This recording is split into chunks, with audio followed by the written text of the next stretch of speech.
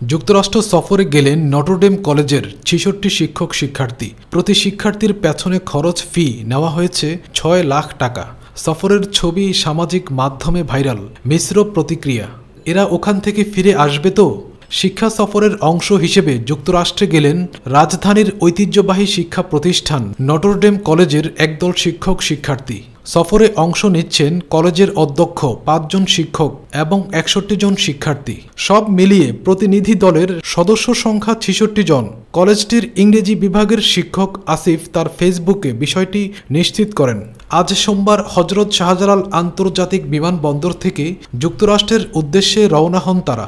সফরকালে প্রতিনিধি দলটি যুক্তরাষ্ট্রের আরল্যান্ডো, বাফেলো এবং নিউ ইয়র্ক শহরের বিভিন্ন উচ্চশিক্ষা প্রতিষ্ঠান, প্রযুক্তি কেন্দ্র ও সাংস্কৃতিক স্থাপনা পরিদর্শন করবেন।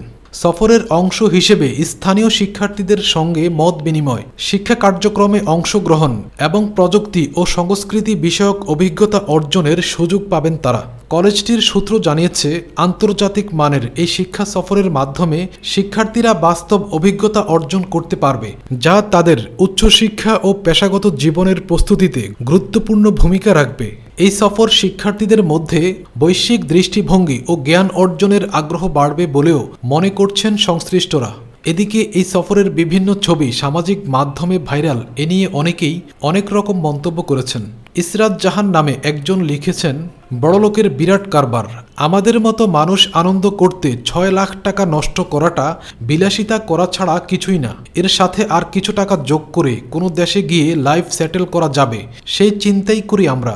আলহামদুলিল্লাহ, মধ্যবিত্ত আছে। অনেকেই মন্তব্য করেছেন, এরা ওখান থেকে ফিরে আসবে তো? এদের মধ্যে কয়জন ফিরে আসবে দেখার অপেক্ষায় রইলাম। মোহাম্মদ জাহিদুল ইসলাম লিখেছেন, ওরা সবাই বাংলাদেশের ১ নম্বর কলেজের মেধাবী ছাত্র। এ ধরনের কলেজ সম্পর্কে সম্ভবত আপনাদের কোনো ধারণা নেই। ২ নম্বরই এসব বুদ্ধি যাদের কোনো যোগ্যতা নেই তাদের দিয়েই সম্ভব। আর একটা জিনিস বুঝি না, আমরা বাঙালিরা এত উঠে পড়ে লাগি কেন নিজেদের ছোট করতে? ছোট ছোট বাচ্চাগুলো একটা ভালো কাজের জন্য এই সুযোগ পেয়েছে, বাহবা না দিয়ে একটা তিতা কথা বলে দিলাম। Please think positive, be positive. সত্যি বলছি, অনেক ভালো থাকবেন ইনশাআল্লাহ। মোস্তফা তানভীর লিখেছেন, এখানে সবাই বড়লোক।